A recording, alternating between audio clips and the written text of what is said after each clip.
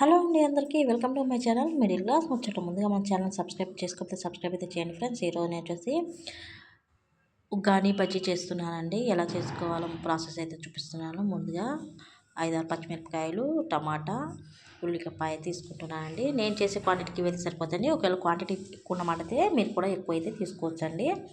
ముందుగా తీసుకున్నటువంటి పచ్చిమిరపకాయలు అయితే ఇలా కట్ చేసి పెట్టుకోవాలి. ఆనియన్స్ని నేను చేసే క్వాంటిటీకి ఇవి అయితే సరిపోతాయండి. 3-4 నిమిషాలలో సింపుల్గా అయ్యే బ్రేక్ఫాస్ట్ ఏదైనా ఉంది అంటే ఉగ్గాని అండి. చాలా సింపుల్గా టేస్టీగా ఉంటుందండి.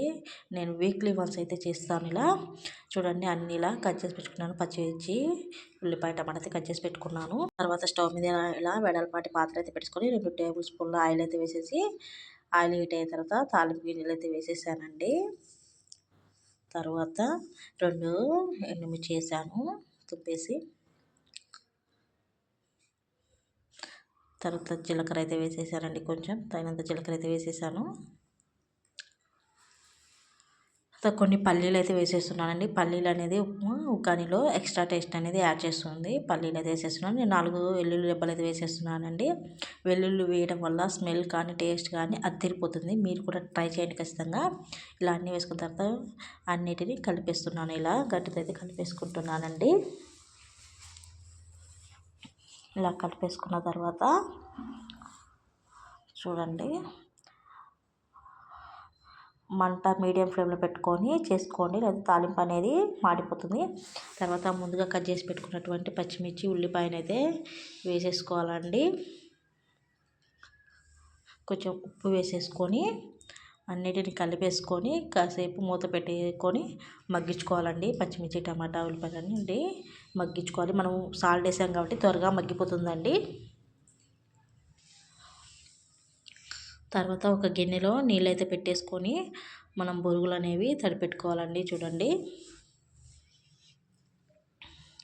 కొన్ని బొరుగులు ఏంటంటే తొందరగా నానిపోతాయండి, కొన్ని కొంచెం లేట్గా నానిపోతాయి.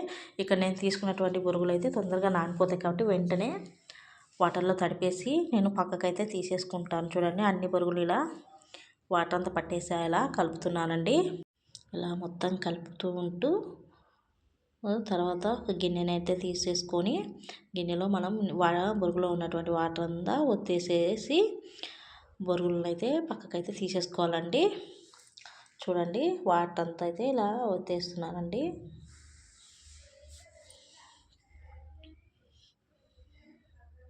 చూడండి, మొత్తం ఇలా తీసేసి మళ్ళీ ఇంకొన్ని బొరుగులు అయితే నేను వాటర్లో తడిపేసుకుంటున్నాను.